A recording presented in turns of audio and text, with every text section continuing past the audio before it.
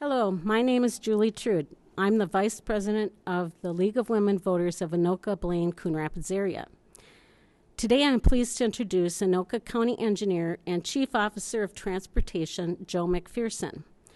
He has served in that role for 7 years and 3 years before as the Assistant Engineer. As the County Engineer, Joe focuses on reducing congestion and safety. So today we're going to hear all about the projects that are going on in our county related to congestion and safety. Welcome, Joe. Thank you, Julie. I appreciate the opportunity to be here tonight and join you and our team here and present some of the information and the transportation projects going on in our area right now. First and foremost, there's 2 seasons in Minnesota, right? We have winter and then we have road construction. And now that it's getting nice out, we're entering that twilight zone, which is road construction. One thing I do want to bring up is, as a staff and as a team at the Transportation Division, we try to make it as streamlined and as painless as possible. But as all of us know, when you see those orange cones on the road, that means beware, take your time, provide yourself more time when you're going to and from your house or your place of business or wherever you're trying to go. Make sure you give yourself plenty of time, because the guys working on the road count on you keeping an eye out for them just as much as they keep an eye out for you. So with that, I want to jump into 3 main topics today, and I'm going to focus in on a few projects that are very important to all of our residents that will be unfolding over the next 3 to 4 years. First, I'm going to jump into some quick facts about the Transportation Division at Anoka County. Second, I'll jump into a few of the plans that I shared with you tonight. Each of you should have 2 handouts. One of them is labeled the Anoka County Highway Improvement Plan 2026. So that's just a 1-year snapshot of all the road projects that we have going on this year. And then the next one, which is titled the Anoka County Highway Improvement Plan, that's a 4-year look ahead, including this year's program. And you can tell from the map we have a lot of work coming up in the next few years. So we're putting a strong effort in to make our roads safe and less congested. Then I'm going to finish it off here with kind of a project spotlight, which is the Highway 65 improvements in Blaine. I know all of us have been waiting a long time to see that project unfold. It took a lot of people, a lot of work, and a lot of energy to secure the funding, get the plans and specs ready to go, and then move forward with that project. And we're there now. We opened bids. Contractor is in the process of being chosen. And from there, the plan is to start construction here in June of 2026. So we're just a month away. So with that, I just want to run through some quick facts about the Highway Department, our Transportation Division. We have 5 departments within the Transportation Division that help maintain our road system and provide services to all residents and businesses here. The Highway Department is kind of an umbrella name for our engineering design, our maintenance, our signs and signals crews that maintain and keep our roads up to date, and our traffic signals. Believe it or not, we have over 230 traffic signals in Anoka County that we oversee and maintain. Some of them are owned by cities. Most of them are owned by the Highway Department. We do partner with our city partners, and we help maintain and oversee their signal systems since we have the technical know-how and ability to do that in-house. Also under the highway, we have our maintenance department, and then also we have our admin staff who, when you call in, whether it's a snowstorm, you see a pothole on the road, they're our frontline staff. They're the ones that you first talk to when you call on the phone. They know a lot more than we give them credit for. They know who to call, who to contact. They have direct lines of communication with the sheriff's office when needed, EMT, or any of our staff. So they really do a great job. Then we have our transit department.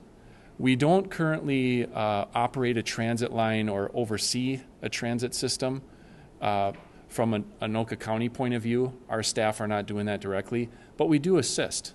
We actually have the MedLink program, which is made up of volunteer drivers. They help to get people to and from their medical appointments.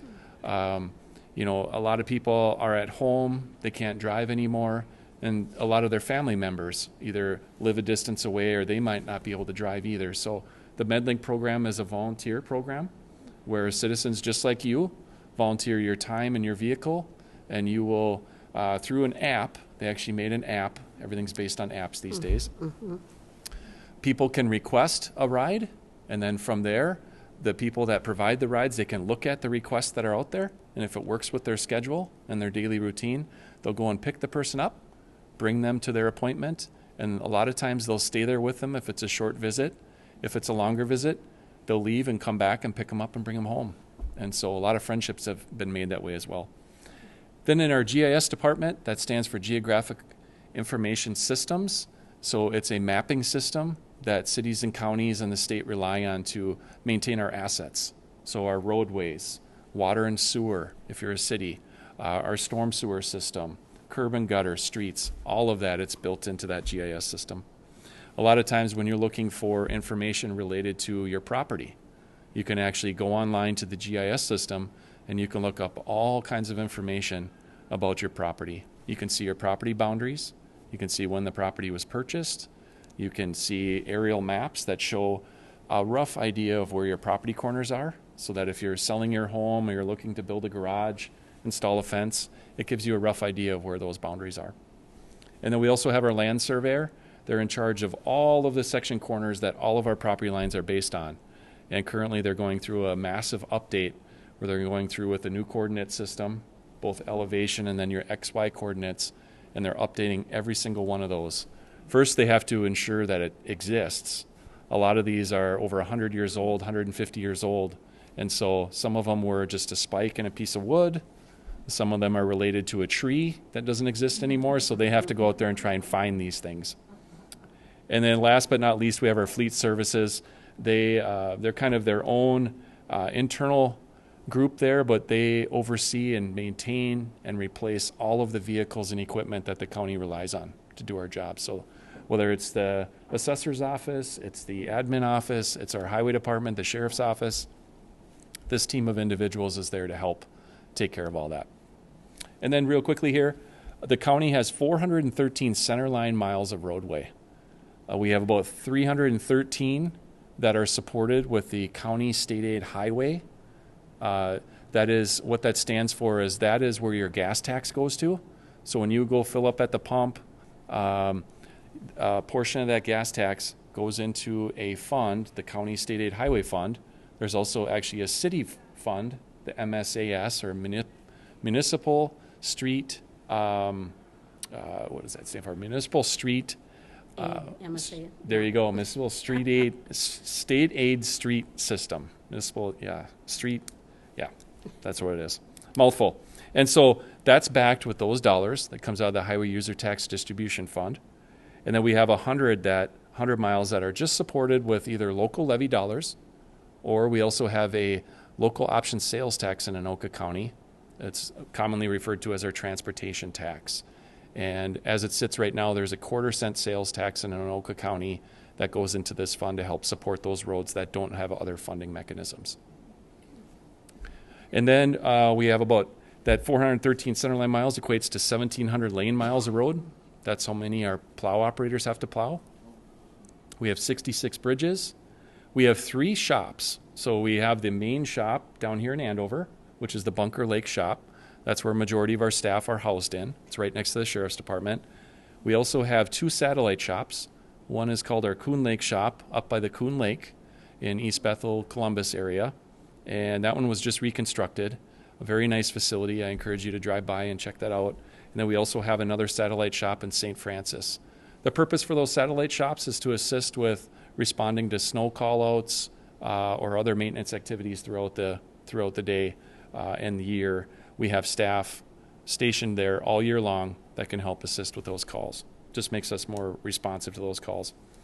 And we are housed with 125 employees that fill all of those seats in those different departments. So that's a quick snapshot. I could go on and on about that. Like I said earlier, you guys have handouts with you. This first item that you see on the screen here is our 2026 plan. It's a little hard to read on the screen here, but there are a lot of projects underway.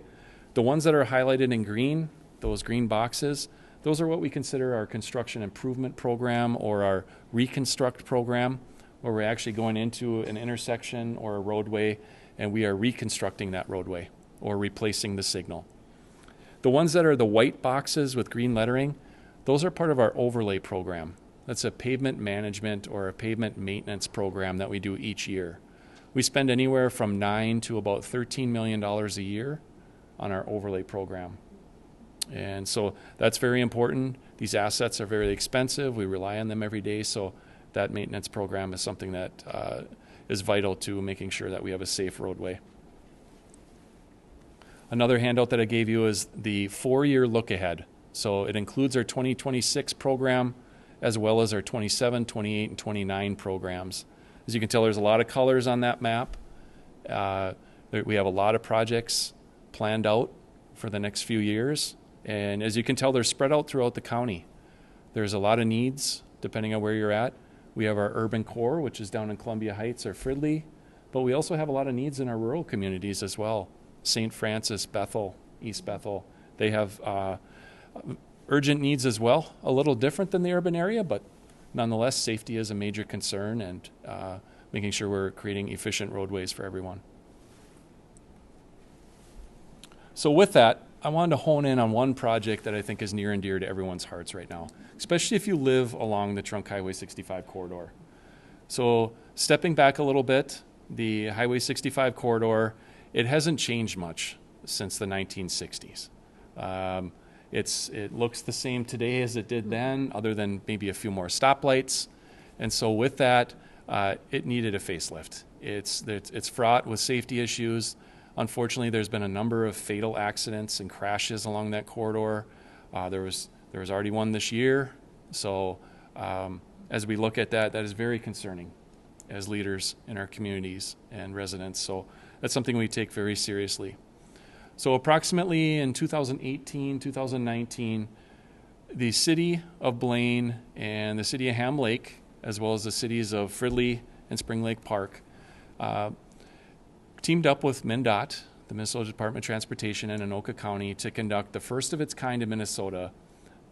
It's a corridor study called a Planning and Environmental Linkages Study. And what that all means at the end of the day is, instead of your typical traffic study on a corridor where engineers go in, they collect a lot of data, whether it's speed data or traffic data, or look at the crash history, we also incorporate feedback from the community. So we reach out to the businesses, we reach out to the landowners, we also reach out to the communities that exist along there. Even the watershed districts have a place at the table during these discussions. And so it was called the PEL study, or the Planning Environmental Linkages Study. It took approximately 2 years to complete that study. And like I said, we looked at everything. We looked at a number of different alternatives to try and address the safety at the intersections along there. The study started down at 81st Avenue, down in Spring Lake Park, all the way up to Bunker Lake Boulevard in Ham Lake. It's about a 7-mile stretch. And so they took an in-depth look at every one of those intersections, and from there they broke it into 3 segments. You had the southern segment, section 1, the middle segment, which is in Blaine. That's the one that's going to be constructed starting this summer. I'll go into a little more detail. Then you had that northern section, which really all that's left on that northern segment is Bunker Lake Boulevard. And I'll talk a little bit about that as well. But what you see on the screen here is that segment 2. So from that study, there were a number of alternative improvements that were developed for the design team to consider. And so they took that to the next step starting in 2020. And so since 2020 to today, we've got a full set of plans. We're going to have 4 grade-separated intersections. The first one's at 99th Avenue. The second one's at 105th Avenue. 105th is the main road that feeds into the National Sports Center. And then the next one north of that would be our County Road 12, also known as 109th Avenue. And then the last one to the north is 117th Avenue. On the east side of the road, it's considered Cloud Drive. And so with the conversion of these from at-grade signalized intersections to grade-separated overpasses, we'll now have overpasses all the way from 99th Avenue all the way up through 125th, and the next signal will be Bunker Lake Boulevard. And I'll talk about that in a little bit. With this project, we are not going to address the 93rd lane signal, which is down, it's the first signal just north of Highway 10. As you exit off Highway 10 and go north on 65.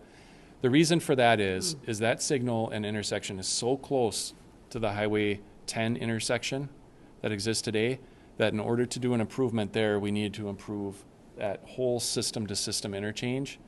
And early estimates on that were anywhere from $200 to $250 million just to improve that one intersection. So we know there's more work to do. There is money set aside. The legislature from our local legislators set aside another $1 million to help us further study that area down by 93rd Lane all the way south to 81st to take another look at that. There's new tools in the toolbox. There's new design alternatives that we can evaluate, and we're going to take another look at that and try and figure out what the right solution is, because as you guys know, $250 million is a lot of money, and it's nothing to joke around with. So with that being said, this segment 2 is the first one we're moving along with. It is fully funded. I'll get to the funding sources here in a minute, but as you can see on the screen here, starting in the bottom left is your 99th Avenue. On all of these intersections, 65 is going to go up and over the side street. So we are going to raise 65, and it's going to go up and over each one of them. The side streets will stay roughly where they're at, grade-wise, elevation-wise, and then they'll tie into the existing roadway structures that you see there on the screen.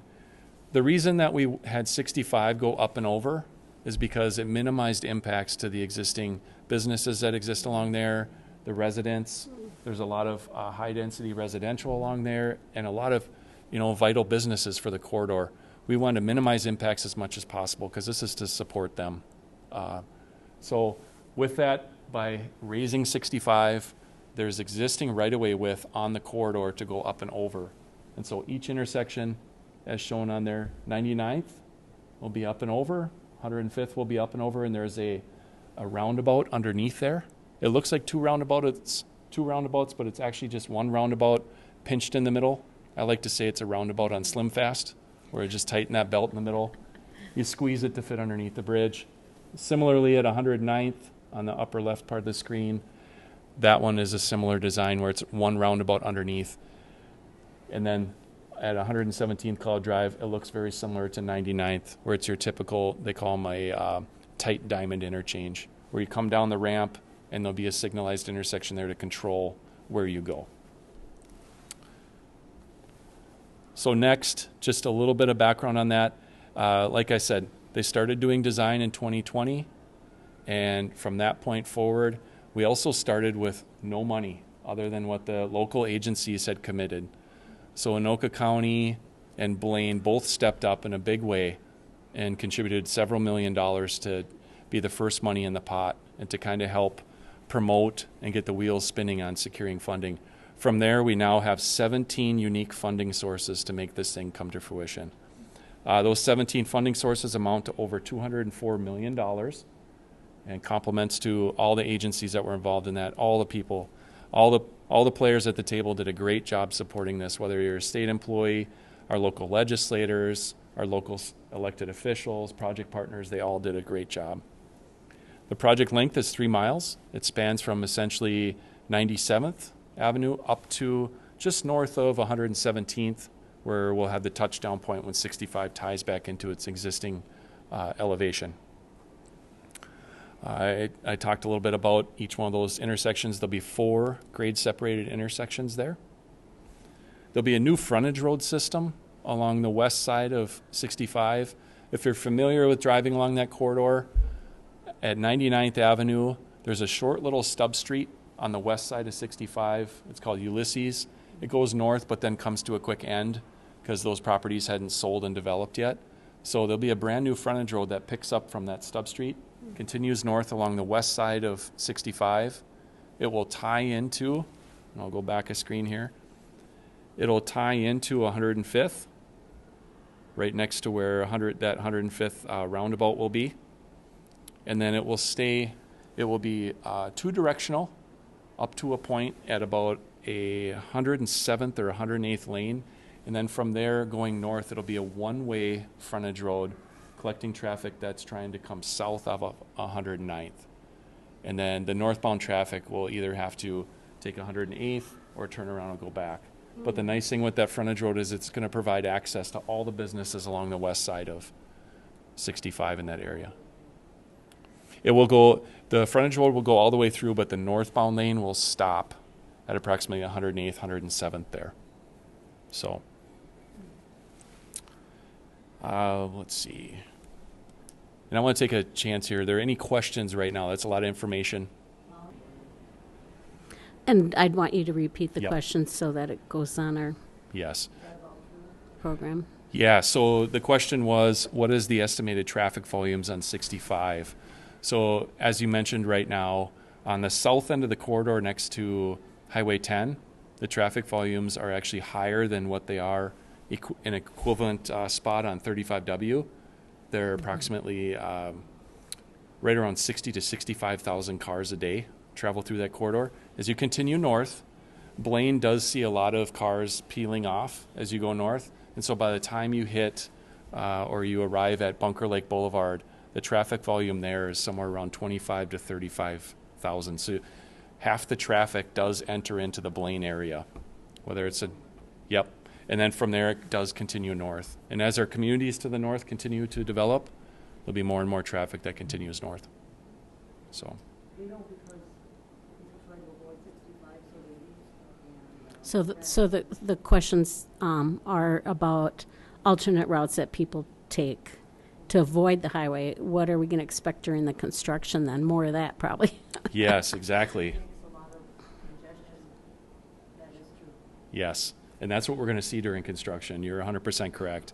And while we were planning for the construction of this project, there are various local roads that have been improved or will be improved over the course of this summer. Two of those corridors that are county-owned are Radisson Road and 109th. And I actually have an image here of the proposed improvements. At the intersection of Radisson and 109th, which is in that northeast corner of the National Sports Center complex, we are going to add an additional left turn lane to each direction of travel. On the east and west traffic, the 109th traffic? Okay. Yep. So we have to keep the discussion on the microphones. We have to keep the discussion on the microphones for the program. yeah, so at that intersection, so both north and southbound on Radisson, currently they have one left turn lane, and then west and eastbound on 109th, they have one left turn lane. There'll be two in each direction now. And so we're going to widen that intersection out. We're also going to replace the signal with a brand new signal system to accommodate all that. Another element that's included with this preparatory project is just to the west of there, as you can see on the screen, that's where Mankato Street or Tournament Players Parkway intersects with 109th. That is an intersection that the county's been watching for some time, but with the proposed rerouted traffic for the 65 project, it pushes it into the meeting what we call signal warrants. And so that signal is also going to be put in. And what the county and city decided to do is a lot of times with these big, large federal funded projects, when you put those improvements in, it's considered a temporary improvement, and at the end of the construction project, you are required to remove those improvements. And so, yep, your facial expression is exactly what I would expect to hear from residents, and that is, are you kidding me? Are you seriously going to build a brand new signal and then pull it out when construction's done? So the city and county work closely with MnDOT, and the plan is the city and county are actually doing those projects outside of the 65 project, and they will remain. Okay. So you've found the bypass. We found a bypass. Yes. We need to have the questions come up here. So, so the question was related to the activity at the soccer complex, etc. Yes. Yeah. Yeah, so we're going to watch that closely. We're going to continue to monitor traffic at the National Sports Center.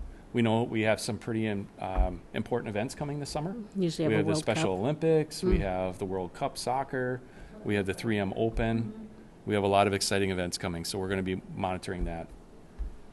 Great. Yes. There's a lot of activity, and then we've heard about Blaine with all their plans for that area will bring even more traffic. So some of those plans are going to happen after the highway project, I assume?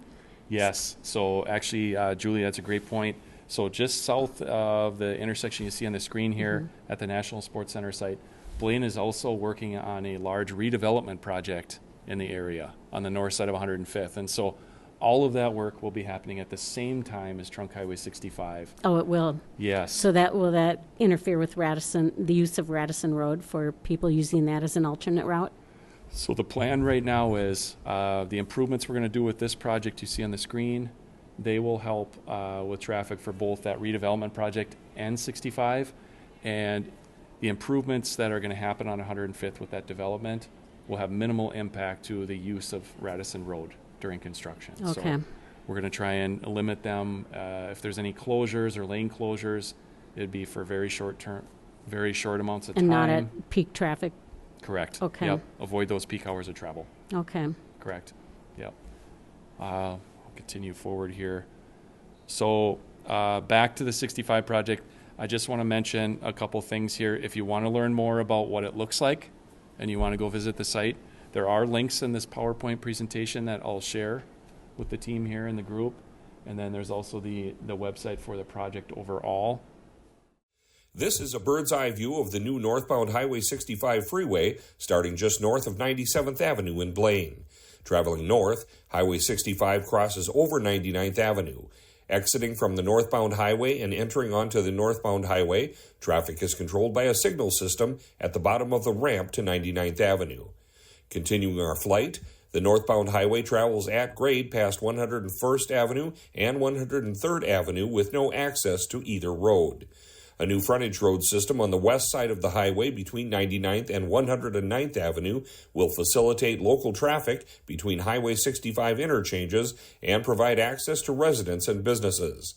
Highway 65 then crosses above 105th Avenue with a dedicated exit lane and exit ramp to 105th Avenue. At the bottom of the ramp, traffic will use a roundabout to travel on 109th Avenue or to enter the northbound freeway from 105th Avenue. The southbound side of the freeway has an entrance and exit ramp. A noise wall on the west side of the highway along the southbound lanes can be seen to the left. The noise wall will feature light gray, opaque panels on the bridge. The new west frontage road also can be seen from the highway.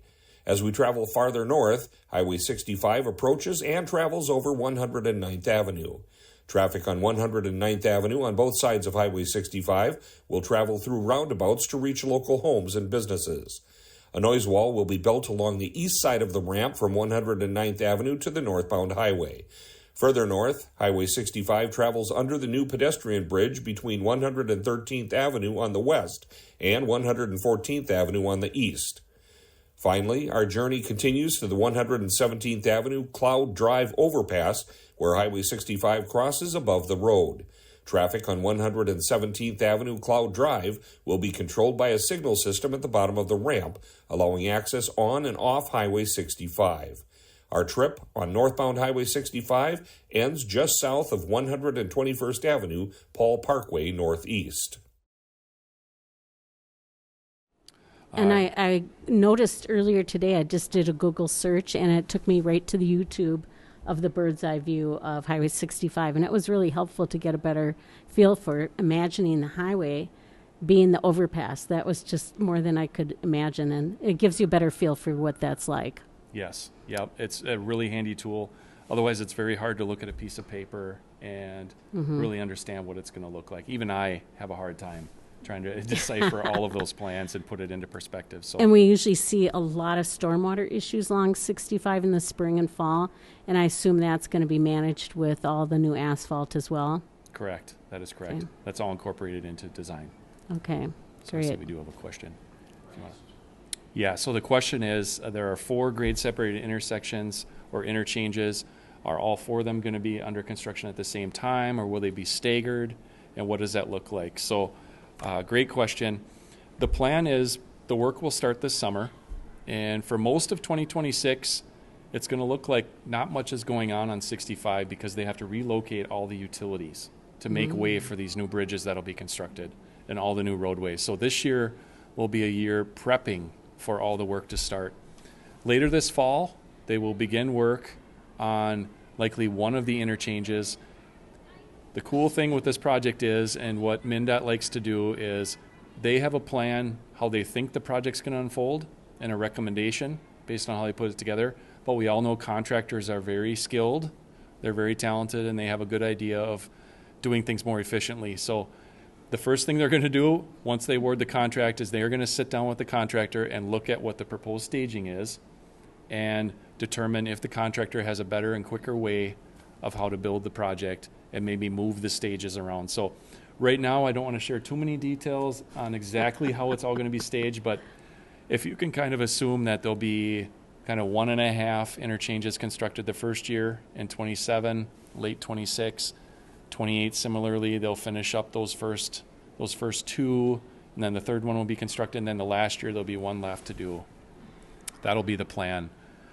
It's highly likely that when a contractor comes in, if they have the wherewithal and the forces available, it's possible they could try and bite off a little more work each year, but we want to ensure that at the end of the year, the road is in a safe condition where when we have to turn back to maintenance forces for the winter, for snow plowing, it's a safe condition, especially for our drivers and our roadway users. So I've been reading it's going to be one lane each way during construction. Is that true during this year when they're doing utility work as well?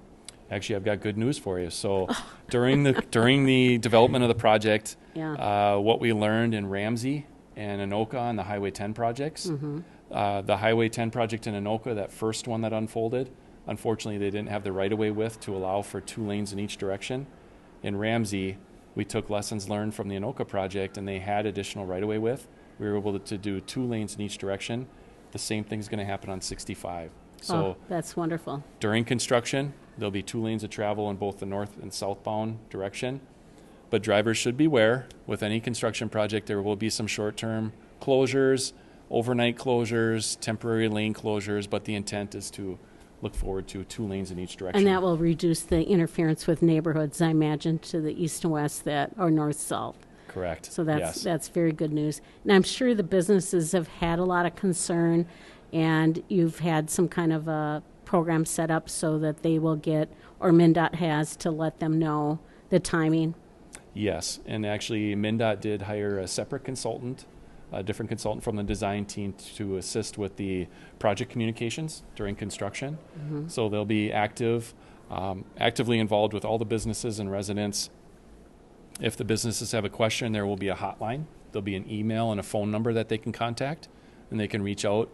If there's a specific business that is having trouble getting their clients to their place of business, this communications team can relay that back to MnDOT and the contractor, come up with a plan, and even in many cases, they may even be able to print off a map and share that with the community so that they know an easy way to get in and out of those businesses. Because I'm imagining right now, places like Target and Walmart especially worried because of the volume of customers they each have. Then we have a lot of restaurants and gas stations, and so there'll be a lot of businesses that are worried. Yes, yep. And will there be, now this is a project MnDOT is running, or are we at the county level using their funds? Is it a joint project? How does that work? Yeah, so the project started off, like I mentioned earlier, the city and county teamed up with MnDOT and started to amass the money. The nice thing is being the size of this project, being well over $200,000 in total. Or 200 million. Yeah, over 200 million. Yeah. Yeah, thank you. MnDOT has agreed to hold the contract for construction, and so they will have the contract with the contractor. They're going to oversee the whole construction, and the cities and county will be assisting with that. So we'll communication will come from probably all 3. Correct. So people will be able to get the Anoka County highway updates, and we'll learn about that as well, or would they have to subscribe to a state update to know what's going on? I think all of the above. So Okay. there'll be that main consultant that will be helping with communications, and that's all centered through MnDOT. And then all the information that's prepared via MnDOT and their consultant, that'll be shared with the other local agencies, such as Anoka County and the cities. We'll likely be sharing that on our media sources, whether it's our social media, our websites, our email. Anoka County has a Construction Weekly email subscription that you can do. I know we have a lot of people that follow that. So we'll be broadcasting that as far and wide as we can, and it'll be a joint effort. That's great. Well, I appreciate you coming and speaking with us this evening, and of course we have this opportunity to have it web streamed on QCTV for all those who had summer banquets and other events this evening. But thank you for spending time with us today. I appreciate it. Thank you. I appreciate the opportunity.